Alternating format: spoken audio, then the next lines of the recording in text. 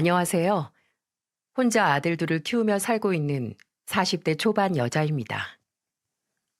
아들 키우는 엄마들 사이에서는 아들 둘을 키우면 은메달감이라는 말이 있는데요. 그만큼 딸보다 키우기 힘든 게 아들 육아라 아들 하나 키우면 동메달, 아들 셋을 키우면 금메달감이라는 말이 있답니다. 그래서 제가 혼자서 아들 둘을 키운다고 하면 다들 힘들지 않냐면서 걱정 어린 말들을 해줘요. 하지만 아들보다 힘든 게 철딱선이 없는 남편 아닙니까? 남자는 애 아니면 개라는 말이 있는데 제 남편은 애와 개 사이를 왔다 갔다 하는 아주 철딱선이 없는 남편이었습니다. 그래도 이런 생각 없는 남편과 아들 둘을 낳고 살았을 때는 밖에 내다 버릴 만한 쓰레기는 아니라고 생각했어요. 게다가 같은 고등학교를 졸업한 동창이었던 저와 남편은 서로를 잘 안다고 생각했죠. 남편은 저 하나쯤은 속일 수 있을 거라고 생각했는지 돌이킬 수 없는 실수로 큰 상처를 남기고 떠났습니다. 세상에 비밀은 없다는 말처럼 제가 밝혀낸 남편의 이중 생활을 지금부터 낱낱이 써보고자 해요. 이렇게 쓰다 보면 저도 과거의 상처를 조금은 덜어내고 힘찬 내일을 살아낼 수 있을 거라고 생각합니다. 남편과 저는 고등학교 때 같은 반이었던 동창이었어요. 그래서 고등학교 때는 서로 장난도 치고 투닥거리다 친해진 사이였습니다. 그러다 대학교를 서로 다른 지역으로 다니게 되면서 자연스레 사이가 멀어졌어요. 그렇게 연락이 한번 끊기니까 아, 옛날에 그런 남자애 하나 있었지 정도로 어렴풋이 떠오르긴 해도 서로 안부를 묻거나 하지는 않는 그런 먼 사이가 된 겁니다. 그러다가 20대 후반쯤 고등학교 동창회에서 다시 만난 남편과 재회를 하게 된 거예요. 고등학교 교복 입던 모습만 보다 훌쩍 달라진 모습을 보니까 사람이 달라 보이더라고요. 어색한 인사를 나누고 다 같이 앉아 있는데 한 친구가 저와 남편을 보며 놀리는 듯한 목소리로 말했어요. 야, 너네 둘은 학교 다닐 때도 그렇게 서로 장난치고 난리더니 또 붙어 앉아 있네? 솔직히 연길이 네가 순애 좋아했지? 장난스러운 친구의 말에 동창회에 있던 친구들은 저와 남편을 쳐다보고는 놀리기 시작했습니다. 그때는 서로 그런 거 아니라면서 손사래를 치고 넘어갔죠. 그런데 자리가 끝나고 집에 가려는데 남편이 먼저 번호를 물어봐서 서로 번호 교환까지 하게 됐어요. 그렇게 동창회 이후 따로 만나서 밥도 먹고 술도 마시다 친구들의 장난처럼 연인 사이가 됐습니다. 남편은 증권회사에 다니고 있어서 늘 바빴지만 바쁜 와중에도 저를 잘 챙겨주는 다정한 사람이었어요. 제가 지나가는 말로 머리가 아프다고 하면 그날 저녁에라도 약을 사다 주는 남자였는데 어떤 여자가 이런 남자와의 미래를 안 그릴 수 있겠습니까? 연애 때는 별도 달도 가져다 줄 것 같던 남편과 저는 그렇게 서른이 되던 해에 결혼을 하게 됐어요. 저희 부부 주변에서 가장 많이 들었던 말이 친구처럼 정말 잘 살겠다였습니다. 신혼 초에는 퇴근 후 같이 맥주도 한 잔씩 하고 서로에게 힘들었던 얘기도 털어놓으면서 하루를 정리하고는 했죠. 하지만 안 싸우던 부부도 아이를 낳고 나면 싸운다는 말이 있잖아요. 제가 아들 둘을 낳고 키우는 동안 우여곡절이 많기도 했습니다.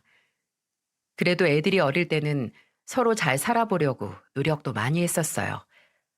하지만 애들이 점점 커갈수록 남편 태도는 변해만 갔죠.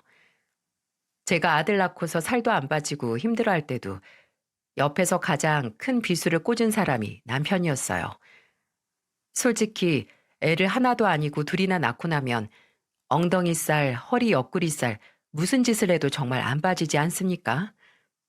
그런데 이런 제 속사정도 모르고 남편이라는 사람이 저를 보고 한심하다는 듯이 말했던 적이 있어요. 한 번은 첫째가 3살, 둘째가 돌이 막 지났을 때쯤 제 친정에 가서 초인종을 누르고 문이 열리길 기다리고 있었습니다. 친정은 마당이 있는 전원주택이었는데 아버지는 늘 제가 아이들과 오면 짐 들어주시려고 대문까지 달려 나오셨어요. 해병대 출신이었던 아버지는 연세가 들어도 체력이 넘치는 분이셨죠. 그런데 그날 초인종 누르자마자 남편이 저를 보고 웃기다는 듯 이렇게 말하는 거예요. 무슨 옆구리살이 아기들 해도 삐져나올 수 있어? 당신 지금 뒤태 엄청 웃겨. 지금 애 안고 있는 날 보고 살이 눈에 들어와? 그럼 당신이 좀 안고 있던지. 남자애라 얼마나 무거운 줄 알아? 둘째가 당신한테만 안겨 있으면 안 울고 편안해 하잖아. 그거 당신이 뱃살도 찌고 팔살도 찌고 살이 안 찐 곳이 없어서 다 편해서 그런 거라고. 아, 우리 아들이 그렇게 편안해 하는데 내가 막무가내로 나한테 오라고 어떻게 하나. 당신 지금 말 다 했어? 내가 헬스장이라도 등록해 줄 테니까 내일부터 가서 운동 좀 해. 그런 곳 가서 관리하는 여자들이 얼마나 많은지 좀 보라고. 아이 낳고 살이 찐 거는 제 몸인데 제가 모르겠습니까?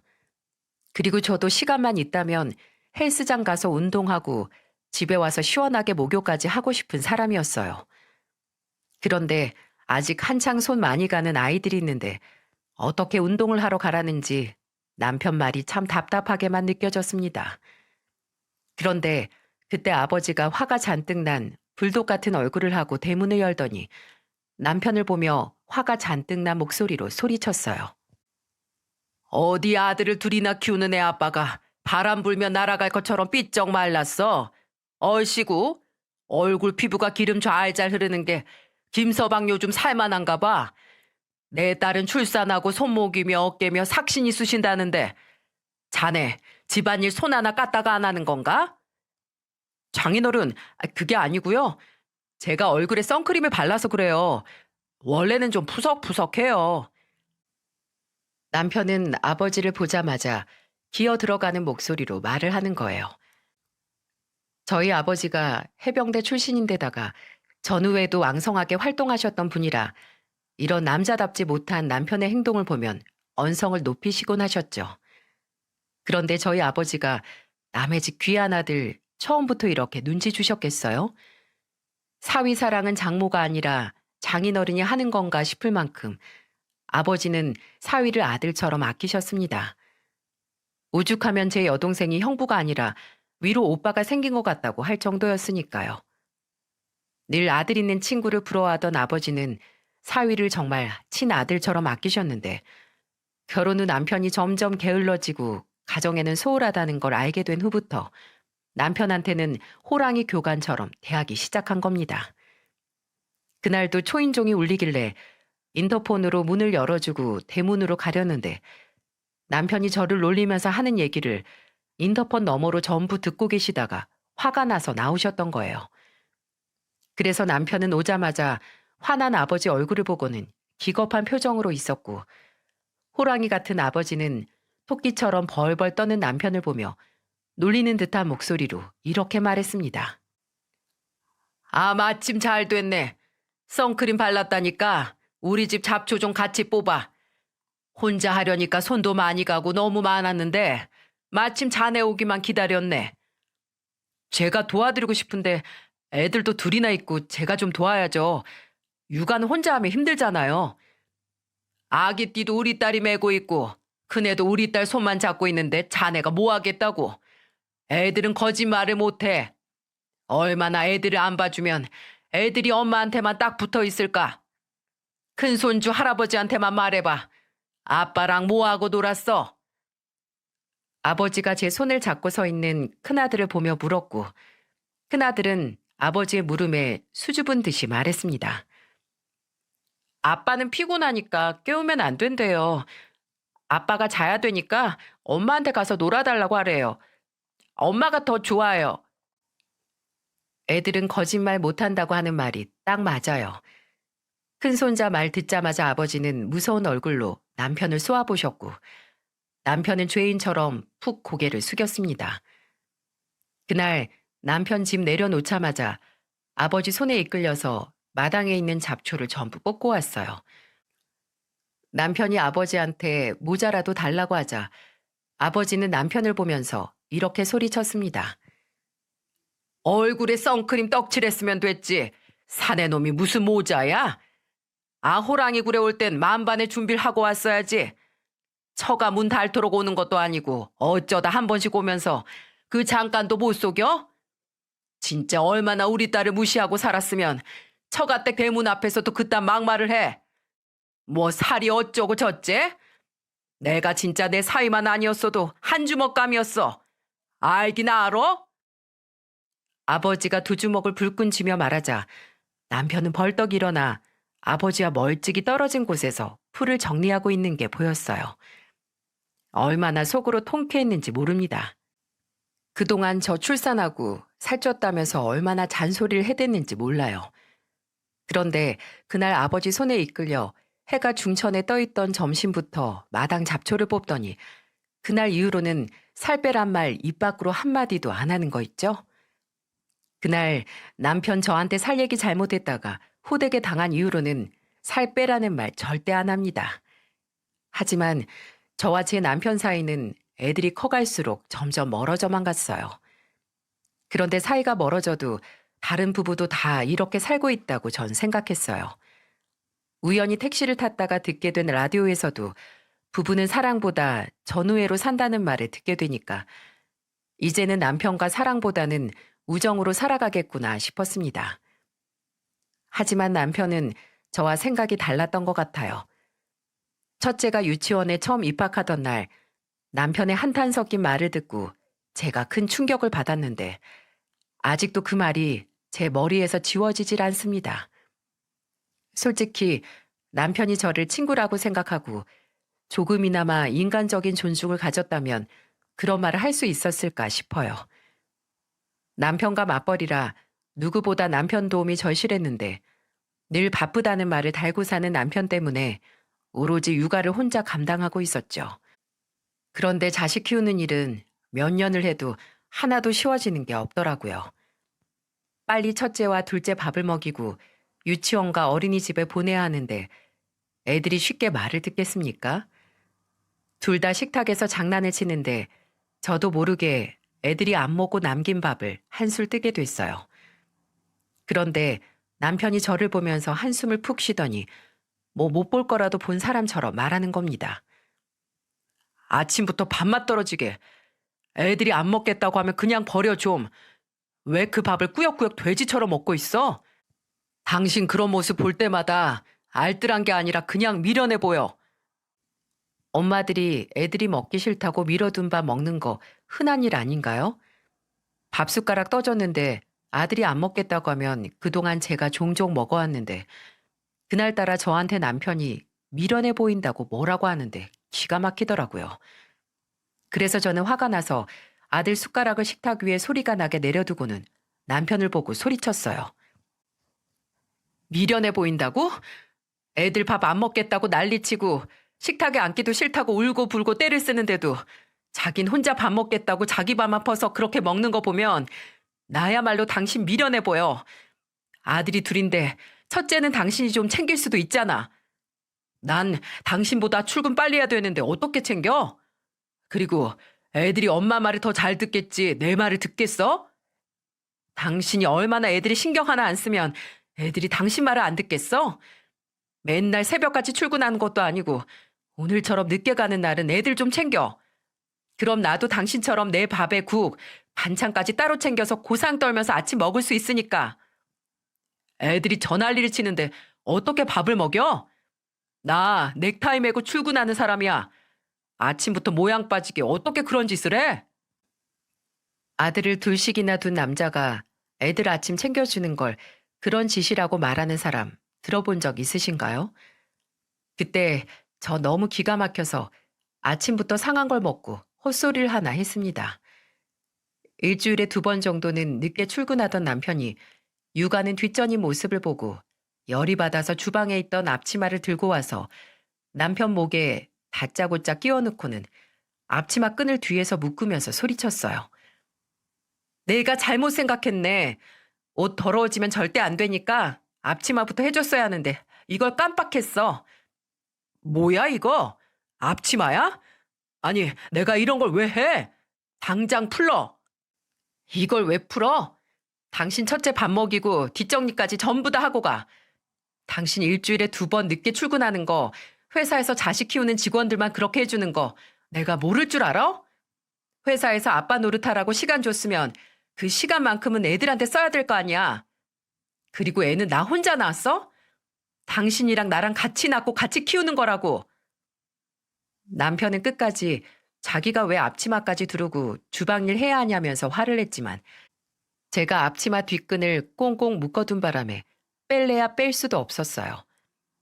결국 그날 남편은 아들 2놈 밥 먹이느라 자기 밥은 몇 술 뜨지도 못했네요. 그 바쁜 아침에도 제 밥은 걸러도 애들 밥은 챙겨주고 싶은 워킹맘의 노력을 남편이란 사람이 미련하다고 하는데 제가 화가 안 날 수 있었겠습니까? 그날 남편은 극기 훈련보다 더한 2 아들 밥 먹이기를 끝내고서야 겨우 출근할 수 있었습니다. 진짜 이날 남편이 저한테 했던 미련하다는 말은 아직도 충격적이네요. 왜 남자들은 애들 키우면서 달라지는 아내 모습을 미련하고 억척스럽게만 보는 건가요? 둘이 좋아서 한 결혼인데 왜 이렇게 저 혼자만 발 동동 구르고 사는지 답답하기만 했어요. 이런 상황에 시댁이라도 마음 편한 곳이었으면 모르겠는데 제 시모는 그야말로 말에 칼이 달린 분이셨습니다. 남편이 가끔씩 막말할 때마다 시모 얼굴이 겹쳐 보일 만큼 둘이 아주 비슷했어요. 한 번 새해라서 애들 데리고 시댁에 갔던 적이 있었는데 그때 저 정말 황당해서 뒤로 뒤집어질 뻔했습니다. 시부는 저한테 늘 따뜻한 말을 먼저 해주시는 분이셨는데 시댁에서도 애들 챙기느라 정신없는 저를 보면서 걱정스러운 목소리로 이런 말을 하셨어요. 우리 며느리가 애들을 이렇게 잘 챙겨주니까 우리 손자들이 쑥쑥 잘도 크네. 회사 다니랴 애들 보랴 정신이 하나도 없지? 처음보다는 덜 힘든데 남자애들이라 그런지 이제는 체력이 안 따라줘서 좀 힘들어요. 그럴 때 남편이 좀 도와줘야 하는데 내 아들이지만 저렇게 무심한 놈 처음 본다. 오늘 온 김에 홍군형 좀 내줄까? 시부는 저한테 이런 말들을 하면서 늘 제 편을 들어주셨습니다. 하지만 제가 시부랑 이런 대화를 하고 있으면 듣기 싫어하는 사람이 시모였어요. 저도 아들을 둔 사람이고 자식 키우는 입장이지만 어쩜 저렇게 자기 아들밖에 모를까 싶은 마음이 듭니다. 그때 시부가 장난치듯이 홍군형 낸다는 말을 하니까 시모가 정색을 하면서 시부한테 이렇게 말했어요. 아, 당신은 지금 누구 편을 드는 거야? 세상에 남자가 밖에서 그 정도 월급 벌어오면 고마워해야지. 왜 밖에서 힘들게 일하는 남편을 못 잡아먹어 안달이야? 나 참 기가 막혀서 원. 왜 또 그래? 일은 연기리만 하나? 우리 며느리도 일하러 다니느라 바쁜데 매번 이렇게 혼자 애들 보니까 그렇지. 지금도 봐. 아무리 부모 집에 왔어도 처자식 데리고 왔으면 새해인데 나와서 다 같이 얘기도 해야지. 피곤하다고 혼자서 방에 쏙 들어가 자빠져 자고 있잖아. 자식한테 자빠져 자고 있다가 뭐야? 그리고 내가 말을 안 해서 그렇지. 며느리 너도 그래. 솔직히 뭐 대단한 회사 다닌다고 그렇게 죽어라 나가는 거냐? 그냥 집에서 애들이나 보면 너도 안 힘들고 좋잖아. 근데 왜 괜히 꾸역꾸역 뭐 대단한 일 하는 것도 아니면서 일하면서 애 보느라 힘들어 죽겠다면서 유세를 떨고 다녀? 시부와 별 뜻 없이 대화를 나누던 중 갑자기 불똥은 저한테 튀었고 시모는 저한테 대뜸 화를 내기 시작했어요. 그런데 정말 어이가 없던 건 저였습니다. 사람들이 남편 증권회사 다닌다고 하면 돈을 진짜 많이 벌어오는 줄 알아요. 그런데 이상하게 남편 월급은 남들이 예상하는 금액과 달랐고 그때마다 남편은 본인이 실적이 안 좋아서 인센티브가 없다면서 말을 했죠. 이런 상황인데 요즘 같은 시대에 외벌이로 아들 둘 키울 수 있겠습니까? 그래서 저는 시모가 무슨 대단한 회사도 아닌데 꾸역꾸역 다니고 있냐고 했을 때 정말 자세한 사정도 모르면서 무시하는 게 어처구니 없었습니다. 저 그때 얼마나 어이가 없었으면 버럭 화를 내는 시모를 보면서 어이없다는 목소리로 말했어요. 어머님 아들 월급 명세서 보여드릴까요? 그 돈으로 내 식구 살기 빠듯해요. 제가 같이 벌고 있으니까 이만큼 사는 거지. 남편 월급으로만 살았으면 벌써 빚더미예요. 아파트 대출이자에 생활비까지 혼자 벌어서 어떻게 감당해요? 우리 아들 증권회사 다니는 애야. 그런데 네가 살림을 어떻게 했으면 그 돈으로 내 식구가 못 산다는 말을 해? 그러니까요. 남들이 제 남편 증권회사 다닌다고 하면 돈 잘 벌겠다면서 부러워하는데 남편은 맨날 자기 실적이 없어서 월급 외에 보너스도 잘 안 나온다면서 그렇게 늘 돈 없다는 말만 해요. 제가 이 상황에 어머님 말처럼 회사 그만두고 집에서 애들만 보고 있었으면 어머님 아들 등골 빼먹는 거예요. 저 집에서 정말 애들만 볼까요? 어떻게 생각하세요? 너희 둘 일을 왜 나한테 물어? 둘이 알아서 해. 제가 이렇게 말하자 시모는 당황한 듯 손부채질을 하는 겁니다. 그렇게 뭣도 아닌 회사 다닌다면서 유세 떤다고 하시더니 제가 현실을 자세히 알려드리니까 당황해 하시는 거예요. 시부는 시모를 보면서 어이가 없다는 듯 말했습니다. 나는 우리 딸이 당신 같은 시어머님 생길까봐 시집 안 갔으면 좋겠어. 어쩜 그렇게 자기 아들만 아는지. 내가 진짜 며느리 손잡을 낯이 없다. 진짜 오죽하면 시부가 이런 말을 하시겠어요? 시부 말을 듣자마자 시모는 자리에서 벌떡 일어나더니 방에서 코골며 자는 남편 깨워서 애들 좀 보라면서 한 소리를 하는 게 아니겠습니까? 그때 시모가 남편한테 이런 소리를 했어요. 너는 학교 다닐 때도 잠만 자더니 자식 낳고도 잠만 자? 정신 차린 줄 알았더니 너는 왜 이 모양이야? 아유, 속 터져. 너 때문에 내가 기도 못 피고 살잖아. 시부는 그 소리를 듣고 저를 보면서 같이 웃었습니다. 그제야 잠에서 깬 남편이 거실로 나와 앉더니 가족들과 같이 둘러앉았어요. 그날 너무 웃겼던 건 제가 정말 회사라도 그만둘까봐 시모가 저한테 힘들면 가끔씩 애들 맡기라는 말까지 했다는 거예요. 저 말이 과연 저를 위해서 한 말이겠습니까? 누가 봐도 시모가 말 한 번 잘못해서 제가 진짜 회사 그만두고 집에만 있을까봐 덜컥 겁이 나서 한 말로 들리지 않나요? 그래서 시모 말에 한 3번 정도 애들 맡겼던 적도 있었죠. 그랬더니 딱 3번 봐준 이후로는 제 전화도 피하고 애들 문제로 이래라 저래라 하지도 않으십니다. 진짜 육아는 직접 해보기 전까지 남이 이래라 저래라 할 수 있는 일이 아닌 것 같아요.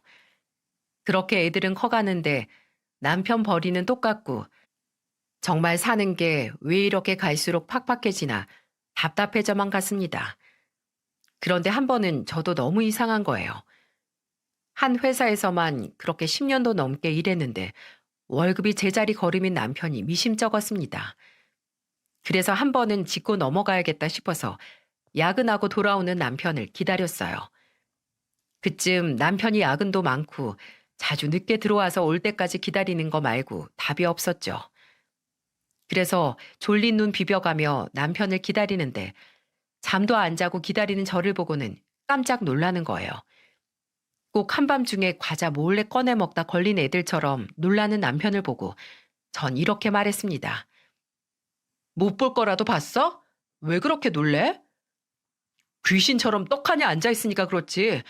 왜 잠도 안 자고 거기 그렇게 있는데. 당신 여기로 와서 좀 앉아봐. 내가 아무리 생각해도 이상해서 그래. 뭐가 또 그렇게 이상한데?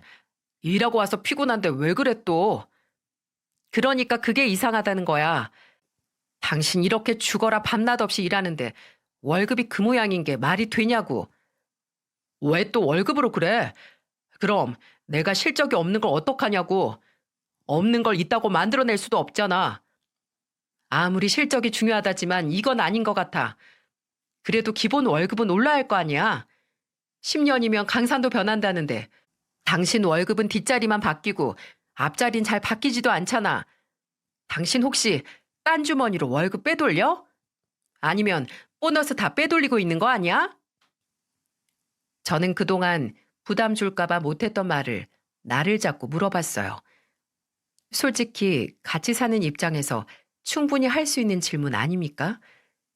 자영업이면 얼마나 어떻게 쓰는지 가게로 가서 대충이라도 알 수라도 있지. 직장인 월급은 솔직히 회사를 쳐들어갈 수도 없는 노릇이고 제가 붙들어 놓고 물어볼 수 있는 사람은 남편뿐이었죠. 그런데 제가 작정하고 물으니까 남편이 당황한 눈치였어요.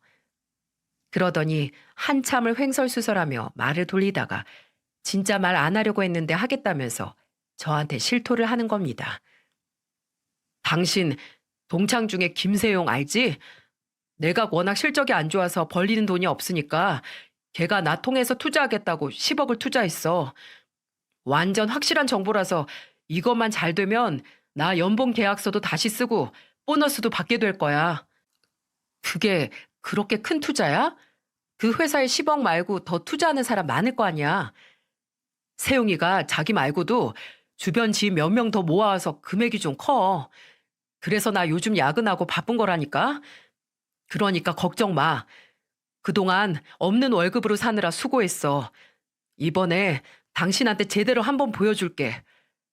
그런 일이 있었으면 미리 얘기해주면 될 거 아니야.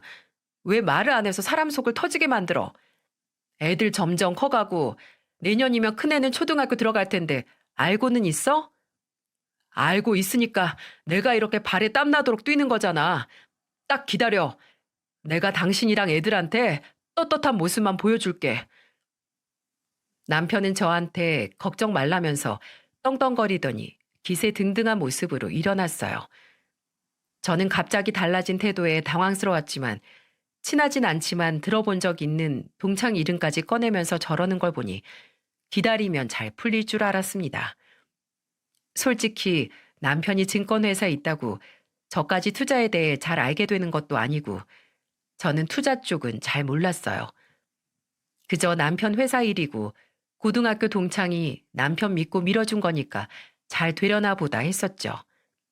하지만 그 동창이었던 김세용이 남편을 믿고 한 투자가 저희 가정에 어떤 영향을 끼치게 될지 아무도 예상하지 못했습니다. 다른 날과 다름없이 회사에서 일을 하고 있는데 동창 세용이한테 전화가 왔어요. 나한테 전화할 일도 없고 따로 연락해 본 적도 없는 세용이가 왜 전화를 했나 싶었죠. 그래서 의아한 채 전화를 받아보니 세용이가 회사 앞에 와 있다고 저를 불러내는 거예요. 마침 점심시간이기도 했고 세용이 덕분에 남편 실적이 오른다니까 밥이나 한 끼 사줘야겠다 하는 마음으로 나갔습니다. 같은 동창이라도 저는 세용이랑 같은 반이었던 적도 없고 남편을 통해서 몇 번 들은 게 달아 엄청 어색했지만 일단 부르니까 나갔죠. 그런데 세용이는 수염도 안 깎고 까칠한 얼굴로 나타나 저를 보고 아는 체를 했어요. 누가 저 몰골을 10억 증권회사 돈 맡겨둔 사람으로 볼까 싶었습니다. 저는 세용이를 보자마자 어색하게 이름을 불렀어요. 그러자 세용이는 주위를 두리번거리더니 제게 종이 하나를 건네면서 말했습니다. 재수 씨, 인천 동구 땡땡동으로 가보세요. 갑자기 이 주소는 뭐고 왜 존댓말 했어? 지금 나도 쫓기는 신세라 우리 친한 줄 알면 너도 피해볼지 몰라. 그러니까 이 주소 받고 나머지 자세한 건 전화로 말해줄게. 보자마자 쪽지를 하나 건네주고는 사라진 세용이를 보자 황당했어요. 그리고는 정말 한참 뒤 모르는 번호로 전화가 왔고 그 전화를 받아보니 세용인 겁니다. 세용이는 전화에 대고 그동안 어떤 일이 벌어지고 있었는지 전부 다 말해줬어요. 세용이는 울먹거리는 목소리로 이렇게 말했습니다. 나 진짜 영길이 그 자식 가만 안 둘 거야. 걔가 확실한 정보라고 해서 내 주변 사람들까지 몽땅 끌어모아서 다리 놔줬더니 그 자식 그 투자 받은 돈 전부 휴지 조각 만들어 놨어. 뭐? 그게 무슨 말이야? 휴지 조각이 됐다고? 방금도 나 믿고 영길이한테 투자한 지인이 뇌 뒤 쫓아오는 거 알고 도망온 거야. 이 번호 아무도 모르는 번호라 전화한 거야. 근데 그 주소는 뭐야? 거기 가면 대체 뭐가 있길래 가보라는 거야. 난 이렇게 남들한테 쫓기고 있는데 김영길 그 자식은 투자 말아먹고도 아주 천하태평이더라. 그래서 내가 뒤 좀 밟았더니 그 자식 뒷주머니 제대로 차고 있었어.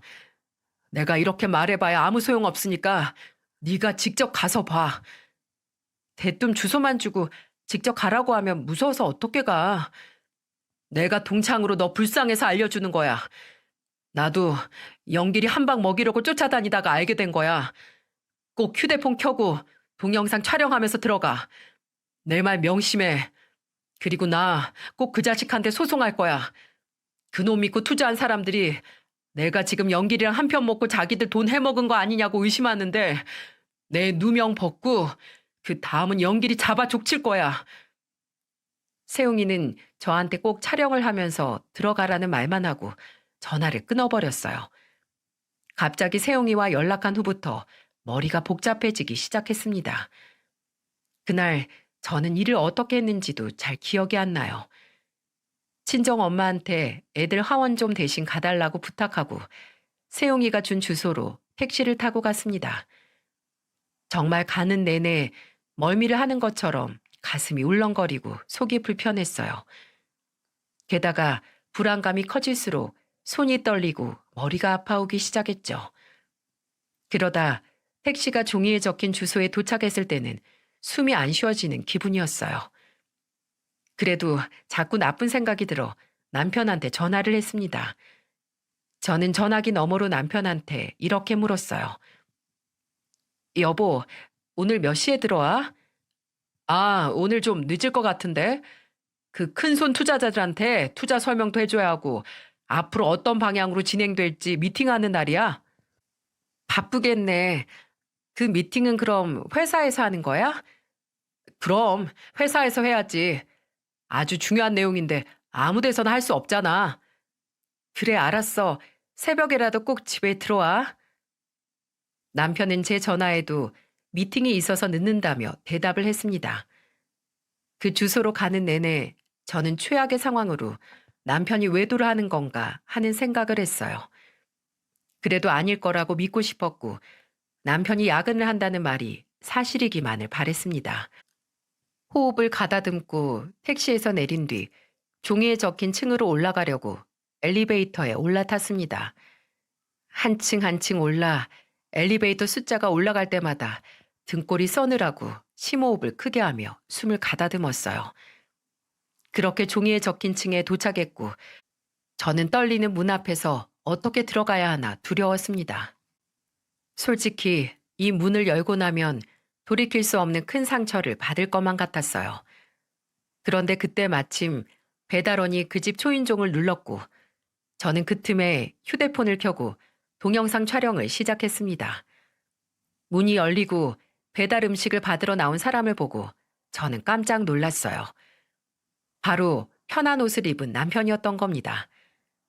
저는 사람을 보고도 헛것을 보고 홀린 사람처럼 문이 닫히기 전에 문틈으로 잽싸게 들어갔어요. 그리고 눈앞에 펼쳐진 광경을 보고 저는 경악을 금치 못했습니다. 제가 현관까지 따라 들어왔고 인기척을 느낀 남편이 뒤를 봤다가 저를 보자마자 들고 있던 배달 봉지를 바닥에 떨어뜨렸어요. 저는 그때야 세용이가 왜 휴대폰으로 촬영하면서 들어가라고 했는지 이해할 수 있었습니다. 그 정신없는 와중에도 핸드폰을 붙들고 남편을 보면서 소리쳤어요. 미팅한다면서 이 여자가 큰손이야? 이 여잔 대체 얼마나 투자한다는데. 제가 휴대폰 카메라를 쥐고 촬영하면서 묻자 남편은 제 휴대폰을 뺏으려고 했어요. 저는 절대 뺏기지 않으려고 남편 손을 있는 힘껏 깨물었습니다. 그리고 저는 본격적으로 집 내부를 찍기 시작했어요. 그런데 정말 웃긴 게 분명 내 남편이었던 사람이 낯선 여자와 찍은 웨딩 사진까지 걸어두고 거기서 정말 제 집처럼 지내고 있는 거예요. 저는 그 집에서 불청객 같다는 느낌까지 들었습니다. 남편은 아픈 손을 감싸주면서 저한테 뭐라고 했는 줄 아세요? 글쎄 저한테 소리치면서 이렇게 말하는 거예요. 남의 집에 신발까지 신고 들어와서 뭐 하는 거야? 지금 남의 집이라고 했어? 여기 누구 집인데? 당신이야말로 남의 집에서 반팔에 반바지에 자기 집처럼 그렇게 있어도 되는 거야? 일단 나가서 얘기해. 내가 다 설명할게. 어딜 나가? 여기 이렇게 눈으로 보면서 당신이 하나하나 설명할 게 수두룩한데 어딜 나가냐고. 저는 그때 너무 열이 받아서 거실에 차려둔 상을 엎어버렸습니다.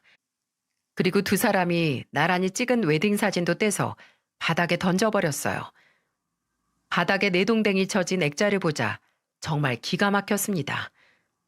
내 남편이 다른 여자 웨딩 사진 찍은 거 보면 어떤 기분일 것 같으신가요? 그때 느낀 더럽고 추잡한 감정이 지금도 생생합니다. 제가 다 때려 부시고 있으니까 남편은 제 어깨를 붙들며 말했어요. 무식하게 진짜 왜 이래? 당신이 이렇게 억척스럽게 구니까 이런 일이 벌어진 거야. 지금도 내 탓하고 싶어서 당신 입이 근질근질하지? 남편이 바람나면 아내도 절반은 책임 있는 거야. 내 책임? 웃기고 앉아있네. 너 같은 쓰레기 새끼가 하는 말 듣고 내가 벌벌 떨 줄 알았어? 이게 다 뭔데? 너 여기서 살림 차렸니? 군뱅이도 구르는 재주가 있다더니 네가 감히 두 집 살림을 해? 그러니까 네가 잘했어야지. 내가 밖으로 돌고 싶은 마음 안 들게 남편 대접해주고 존중해줬으면 내가 이렇게 했겠냐고. 야, 진짜 뚫린 입이라고 아무 말이나 내뱉는 걸 보니까 네 수준 알겠다. 안 봐도 전현이나 너나 수준 똑같겠지. 저는 자기 잘못도 모르고 악을 쓰며 화내는 남편과 싸우다 구석에 3살 정도 되는 애를 끌어안고 있는 여자한테 갔어요. 그리고 그 여자를 보면서 이를 악물고 소리쳤습니다. 본처가 여기까지 쳐들어와서 뒤집어 엎었을 땐 상간녀 때려잡고 끝장 보겠다는 거야. 둘이 웨딩 사진까지 찍으니까 진짜 본처라도 된 줄 알았어? 사모님, 오해예요. 저 정말 몰랐어요. 그리고 결혼식 없이 사진만 찍었어요. 저 이혼한 지 1년 됐고요. 저 사람 전처랑 사별했다고 했다는 말 믿은 죄밖에 없어요. 그럼 지금 나 죽었다 살아난 사람인 거야? 전후 사정 어쨌든 둘이 바람난 건 지울 수 없는 사실이야. 나 이거 다 알게 된 순간부터 두 사람 어떻게 보내버려야 내 자식들 지키고 내 눈에 피눈물 안 날까 그 생각만 해. 네 새끼 소중하면 내 새끼 소중한 줄도 알았어야지. 애들이 있는 줄도 몰랐어요. 정말이에요. 저도 정말 속았다고요. 사모님 진정하시고 제 말 좀 들어주세요. 그렇게 억울하면 법정에서 말해. 여기서 구구절절 떠들어 봐야 난 당신 말 하나도 안 믿으니까. 저는 애를 끌어안고 억울하다 말하는 상간녀한테 법적으로 싸워보자며 협박에 가까운 말을 하고 그 자리에서 일어났어요. 그리고는 한심하게 서 있는 남편을 보자 열이 받아 옆에 있던 휴지곽을 던져버렸습니다. 모서리에 맞고는 아프다고 쩔쩔매는 남편을 보면서 화가 난 목소리로 소리치며 말했어요.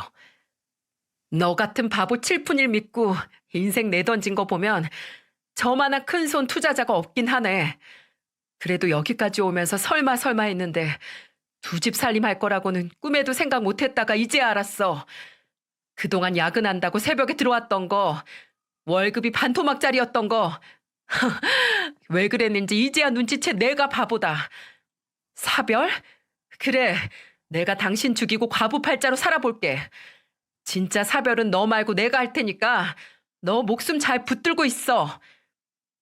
신발을 신고 있던 저는 맨발로 서 있던 남편 발을 마지막으로 있는 힘을 다해 지려밟았습니다. 그리고 따라오지 말라고 경고한 채 나갔어요. 심장 소리가 제 귀에도 들릴 정도로 컸습니다. 저는 그날 친정 엄마한테 애들을 맡겨놓은 것도 잊은 채 집에서 남편 짐을 모조리 뺐습니다. 들어가는 길에 일반 쓰레기 봉투 가장 큰 걸 사서 집에 있는 남편 짐을 모조리 담았어요. 쓰레기처럼 대충 쓸어 담는데도 억울해서 눈물이 나더라고요. 그동안 애들 키우느라 고생한 저한테 따뜻한 말 한마디 안 해주던 사람이 두 집 살림까지 하던 걸 눈으로 보니까 충격이 컸어요. 그래도 저는 애들을 생각해서라도 씩씩해지려고 노력했죠. 집 밖에 짐을 버리듯이 내놓자 정말 새벽에 나타난 남편이 문을 두드리면서 말했어요. 여보, 짐을 이렇게 다 빼면 어떡해? 나 출근은 어떻게 하라고? 아, 진짜 감정적으로 이러지 말고 나랑 얘기 좀 해. 나 지금 엄청 이성적이야. 출근을 왜 여기서 해? 이제 다 알게 됐는데 그년한테 가서 아침 차려달라고 해. 신고하기 전에 꺼져라. 나도 그만하려고 했는데 그 사람이 자꾸 날 잡고 안 놓는데 어떡해. 터진 입이라고 계속 떠들면 다신 헛소리 못하게 꼬매버리는 수가 있어. 당장 내 집에서 안 꺼지면 경찰 부를 테니까 각오해. 아무리 가라고 해도 가지도 않고 문을 두드리는 통에 결국 경비 아저씨가 남편을 끌어내고서야 조용해졌습니다. 그리고 다음 날 변호사를 선임해 제가 찍었던 영상을 증거로 두 년놈들을 고소했어요. 저는 아들 낳고 산 세월이 정말 모조리 다 부정당하는 기분이었습니다. 그렇게 남편한테 이혼 소송을 걸고 상간녀한테도 위자료 소송을 걸었어요. 그런데 며칠 뒤 소장을 받았는지 상간녀가 저를 찾아왔습니다. 그리고는 제게 다짜고짜 무릎을 꿇고 울면서 말하더군요. 사모님, 저 정말 염치 없는 거 아는데 너무 억울해서 왔어요. 제발 제 얘기 좀 들어주세요. 억울하다고 했어 지금? 네가 어떻게 억울하다는 말이 나와? 차라리 절 몇 대 때리세요. 그렇게 해서라도 제 말 들어주신다고 하면 정말 저 죽기 전까지 맞을게요. 상간녀는 오늘 작정하고 왔다는 듯 저보고 몇 대 치라고 하는 거예요. 그래서 저는 정말 뺨을 3대 내려쳤는데 글쎄 그 여자가 이를 악물고 참는 겁니다. 뭐가 그렇게 억울하다는 건지 드러나 보자 하고 같이 의자에 앉았어요. 그 상간녀는 돌싱들이 모여있는 카페를 들어가더니 남편이 쓴 글을 보여줬습니다. 글 내용을 보니 기가 막혔어요. 이번에 카페에 가입한 김영길입니다. 5년 전 아내와 사별후 홀로 지내다 이제 좋은 인연을 만날 용기가 생겨서 이렇게 가입했습니다. 저와 비슷한 처지에 있는 분들 만나보고 싶네요. 멀쩡히 살아있는 마누라 두고 사별이라니 진짜 어이가 없고 코웃음이 났습니다. 제가 어처구니 없다는 듯 코웃음을 치니까 상간녀가 저를 보며 말했어요. 저도 남편이랑 헤어지고 처음 만난 사람이 그 남자였어요. 정말 몰랐어요. 사모님 믿지 못하실까봐 이거 사모님 남편이랑 우리 아들 유전자 검사한 결과지예요. 정말 저 그 사람 만나서 살게 된 건 1년 반 정도밖에 안 됐습니다. 아무리 몰랐다고 해도 씻을 수 없는 상처 받으신 거 아는데 저도 정말 억울해서 그래요. 상간녀는 제가 혹시나 계속해서 의심을 할까봐 유전자 검사지까지 가져온 겁니다. 그걸 보니 이 여자도 주제도 모르고 날뛰는 남편놈한테 당한 억울한 상황 같았어요. 게다가 남편이랑 살림 차려 사는 동안 월급도 제대로 안 가져와서 생활비 대출 받은 것도 있다며 고소를 취하해달라고 부탁했습니다. 저도 이제 이혼 후 혼자 아들들을 키워야 하는 입장이라 그 상간녀의 억울함이 느껴져 결국 고소를 취하해줬어요. 헤어진 남편과 사이에서 낳은 아들 유전자 검사까지 해오는 걸 보고 진짜 그 심정이 어땠을까 싶었죠. 결국 상간녀 고소를 취하해줬고 저한테 계속해서 고맙다며 말을 했어요. 그래서 저는 그 여자한테 한마디 해줬습니다. 혼자 애 키우는 거 힘든 거 아는데 사람 함부로 믿지 말아요. 네, 사모님, 죄송해요. 이번에 저도 제대로 알았어요. 정신 차리고 살게요. 그렇게 상간녀 고소를 취하고 이혼 소송은 정말 한 채의 양보도 없이 밀어붙였어요. 시모는 아들 인생 망칠 거냐고 저한테 하소연했지만 이미 망한 인생 이혼한다고 얼마나 망하겠습니까? 그래서 꿋꿋하게 10원 한 장도 양보 없이 모조리 제가 다 받아냈어요. 재산 분할, 양육권, 친권 전부 다 제가 이긴 거나 다름없었죠. 저희 부모님은 소송이 끝나자마자 남편을 잡아 족칠 거라며 벼르기까지 했습니다. 근데 저희 부모님이 굳이 나서지 않아도 이 한심한 놈은 알아서 망하고 있더라고요. 글쎄 세용이가 그동안 남편과 짜고 치고 다른 투자자들 모으는 거 아니냐는 누명을 벗고 다른 투자자들과 소송을 시작한 거예요. 그야말로 세용이는 전세 역전되자마자 이때다 싶어서 믿었던 전 남편한테 할 수 있는 모든 복수를 시작한 겁니다. 알고 보니까 그동안 투자자들한테는 세계 경기 침체로 투자 수익이 안 좋을 수밖에 없다고 해놓고 뒤로는 고객 돈을 개인 자금으로 유용하고 있던 거예요. 진짜 간땡이가 배 밖으로 나온 거 아닌가요? 결국 세용이는 피해본 다른 고객들을 전부 모아서 남편 놈을 상대로 집단 소송을 시작한 거예요. 그래서 남편 놈은 회사에서 잘린 것도 모자라 수십억 원대 소송까지 당하게 된 겁니다. 이 사람이랑 조금만 늦게 이혼했어도 같이 구렁텅이에 빠질 뻔했지 뭐예요. 그때 친정 부모님도 천벌 받은 거라고 고소하다고 배 잡고 웃으셨습니다. 저는 친정 부모님 댁으로 들어가 아이들을 키우고 있어요. 제가 이렇게 사연을 쓰게 된 건 3주 전 남편 놈한테 전화가 왔기 때문인 것도 있습니다. 잊고 살아갈 만할 때쯤 공중전화로 전화를 걸었더군요. 그리고는 제게 애원하면서 말했습니다. 너무 보고 싶다. 애들은 잘 크고 있어? 가정 파탄낸 후폭풍이 이렇게 클 줄 몰랐어. 나 염치 없는 거 아는데 예정을 생각해서 딱 100만 원만 빌려줄 수 없을까? 누구세요? 웬 지나가던 거지가 100원도 아니고 100만 원을 빌려달래? 너랑 나는 이제 아무 사이도 아니야. 대체 낯짝이 얼마나 두꺼워야 이런 전화를 걸어? 다시는 전화 걸지 마. 번호도 아예 바꿔버릴 거야. 여보, 제발. 저는 끝까지 여보라고 소리치는 그 목소리 듣기도 싫어서 끊어버렸어요. 한동안 전화도 못하더니 무슨 염치인지 모르겠습니다. 그래도 두 아들의 아빠인데 어떻게 이럴 수 있나 싶죠? 옛말에 검은 머리 짐승 구제하지 말라는 말이 있잖아요. 저는 전 남편이랑 더 이상 엮이고 싶지가 않을 만큼 일말의 정도 안 남았습니다. 사연 튜브 보다 보면 배우자로 속 끓이는 분들 많은 것 같은데 그 심정 저도 이해가 가네요. 여자 혼자 애 키우는 거 힘들지 않을까 걱정이 앞설 것 같은데 사실 애들 위해서라도 이혼이 100번 낫습니다. 제가 이혼해보니 오히려 싸우는 부모 모습 안 보여줄 수 있어 속이 다 시원해요. 그리고 애들도 제가 고생하는 거 알아서 그런지 클수록 저를 많이 응원해 줍니다. 그러니 우리 모두 가족 생각해서 힘내봐요. 기죽지 않고 살다 보면 희망이 분명 찾아올 겁니다. 바로 얼마 전 처절한 목소리로 울면서 전화한 전 남편만 봐도 저는 잘 살고 있는 것 같다고 느낍니다. 그러니 배우자 때문에 속 끓는 분들 제 사연 들으시고 힘내세요.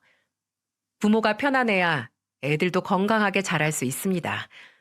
그러니 부디 현명한 선택하시길 바랄게요. 제 사연 끝까지 들어주셔서 정말 감사합니다.